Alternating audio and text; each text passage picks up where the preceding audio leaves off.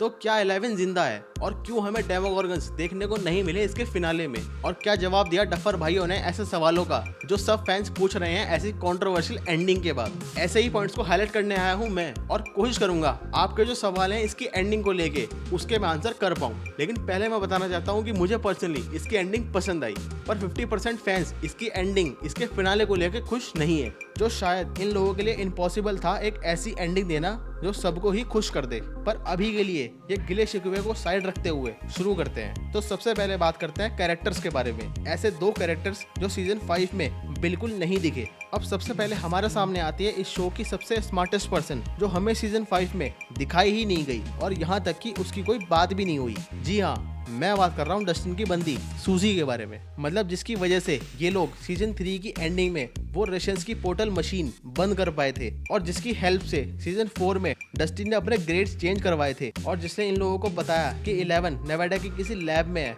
मतलब उसका एड्रेस ढूंढ के दिया था। उस कैरेक्टर को ऐसे इग्नोर किया गया जैसे कि वो कभी एग्जिस्ट ही नहीं करती इस शो में।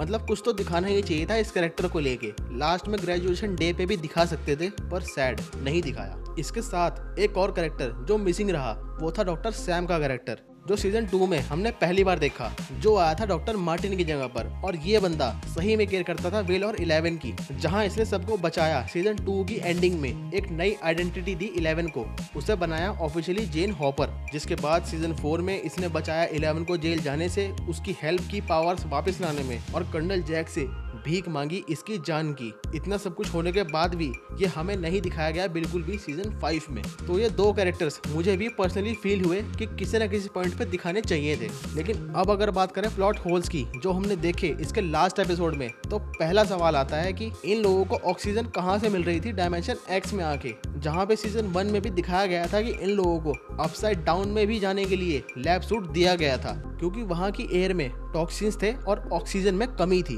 और अब ऑल सडन ये लोग डायमेंशन एक्स में भी ब्रीथ कर पा रहे हैं, जो कि एक अलग वर्ल्ड या स्पेस है, जो इन लोगों ने खुद मेंशन किया है एबिस में आते ही। इसके साथ मैक्स जब हेनरी की मेमोरीज में थी, तब उसकी स्कूल वाली याद से कंफर्म हुआ था कि हेनरी, जॉयस, हॉपर और ये बाकी सब स्कूल मेट्स से, मतलब सब एक दूसरे को जानते थे। और ये चीज द फर्स्ट शैडो शो में भी कंफर्म हुई है। तो जब हॉपर के सामने वेक्ना आया और लास्ट में जॉयस ने वेक्ना को अपनी एक्स से मारा, तब इन दोनों को एक सेकंड को भी रियलाइज क्यों नहीं हुआ कि ये हेनरी है। जबकि द फर्स्ट शैडो शो की स्टोरी में ये दिखाया है कि हेनरी अजीब होने की वजह से टॉक ऑफ द टाउन बन चुका था, तो क्यों नहीं पहचान पाए ये लोग हेनरी को। ये भी एक काफी बड़ा प्लॉट होल सामने आया है फैंस की तरफ से। जिसके साथ डॉक्टर के का जो कैरेक्टर है उसको पहले काफी स्ट्रॉन्ग और बोल्ड कैरेक्टर में दिखाया गया, लेकिन फिर लास्ट में उसे हल्के में करके छोड़ दिया। जैसे हॉपर ने इसके इतने सोल्जर्स मारे, इसको भी बढ़िया से करके मारा, इनके बेस में घुसपैठ भी करी। इन सब कांड के बावजूद इसको 11 के मरने के बाद बोला you are free to go, और साथ में जॉब भी वापस दे दी।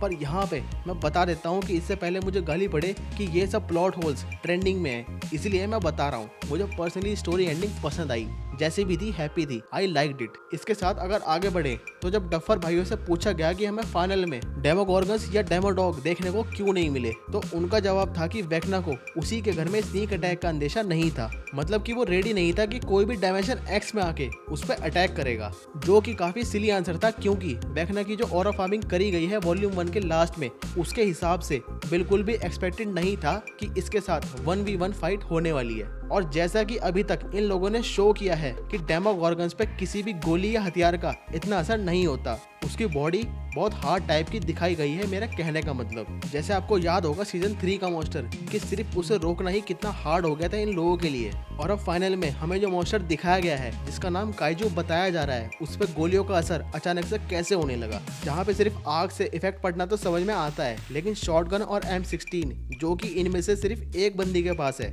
मतलब इसका जवाब तो शायद डफर भाइयों के पास भी नहीं होगा कि ये कैसे हुआ। लेकिन यहाँ पे ये जो सवाल है कि डेमोगोर्गन्स कहाँ गए एंडिंग में, उसके आंसर में ये एक थ्योरी निकल के आती है जो शायद ज्यादा सेंस बना रही है, जो बताती है कि सीजन 3 में जैसे माइंड फ्लेयर ने अपने जितने भी होस्ट थे जिनको उसने अपने कंट्रोल में ले लिया था, उनकी बॉडी से वो मॉन्स्टर क्रिएट किया गया था। तो वैसे ही ये जो बड़ा काइजू मॉन्स्टर हमें देखने को मिला है वो सारे डेमोगॉर्गन्स और डेमोडॉग्स की बॉडी से क्रिएट किया गया होगा। पर अब मैं पर्सनली बताऊं तो ये थ्योरी मुझे ज्यादा ठीक लग रही है जो डफर्स ने बताई है उससे। आपको क्या लगता है, कौन सी थ्योरी सही है आपके हिसाब से? कमेंट्स में जरूर बताना। इसके साथ आगे बढ़े तो अब बात करते हैं सबसे बड़े टॉपिक पे कि क्या 11 जिंदा है या नहीं। तो देखो यहाँ पे डफर भाइयों ने हमारे सामने 2 एंडिंग रखी है, जहाँ पे स्टोरी के अकॉर्डिंग 11 मर चुकी है और माइक की थ्योरी के हिसाब से वो जिंदा है। पर यहाँ पे मैं ऐसा मानता हूँ कि 11 मर चुकी है, क्योंकि देखो काले को गोली लगी या नहीं लगी उससे फर्क नहीं पड़ता, क्योंकि जब वो टाइम बम फटा वो लैब के ऊपर ही था और उसी के बाद वो सब स्पेस में डिस्ट्रॉय हो गया। तो ये कहीं से भी पॉसिबल नहीं लग रहा है कि काली ने वो इल्यूजन क्रिएट किया होगा इतनी दूर लैब से, वो भी सब कुछ डिस्ट्रॉय होने के बाद। और रही क्रिप्टोनाइट की बात, तो जब ये यूज करते हुए दिखाए गए हैं तो उसके रेडिएशन से 11 अपनी जगह से हिल भी नहीं सकती है, जो हम काफी बार देख भी चुके हैं सीजन 5 में।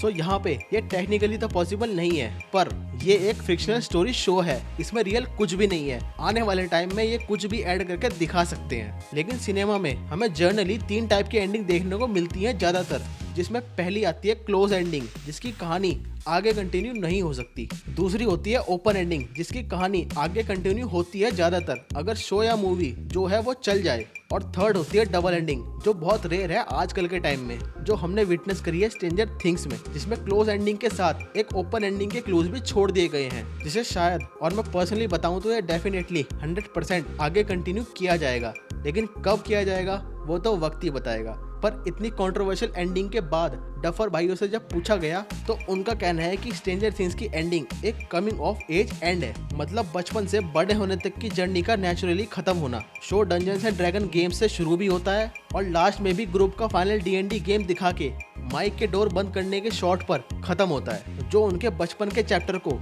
क्लोज करने का एक सिंबल है। और इसके साथ 11 के एंडिंग के बारे में कहा कि इनका कभी भी ऐसा विजन नहीं था जहां पे 11 लास्ट में नॉर्मल तरीके से हॉकिंस में अपनी फैमिली और दोस्तों के साथ हैप्पी लाइफ जीती है। उनके हिसाब से 11 इस स्टोरी में चाइल्डहुड मैजिक की तरह, यानी चाइल्डहुड मेमोरी की तरह रिप्रेजेंट होती है, इसीलिए स्टोरी को एंड करने के लिए उसका अलग होना जरूरी था।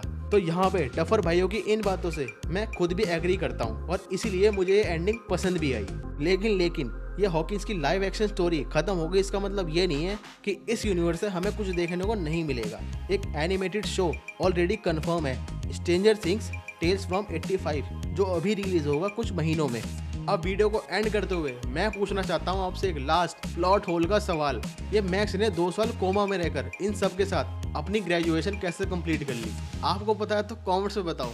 वीडियो अच्छी लगी तो करो लाइक, शेयर एंड सब्सक्राइब। मैं मिलता हूँ आपसे नेक्स्ट वीडियो में, तब तक के लिए पीस आउट।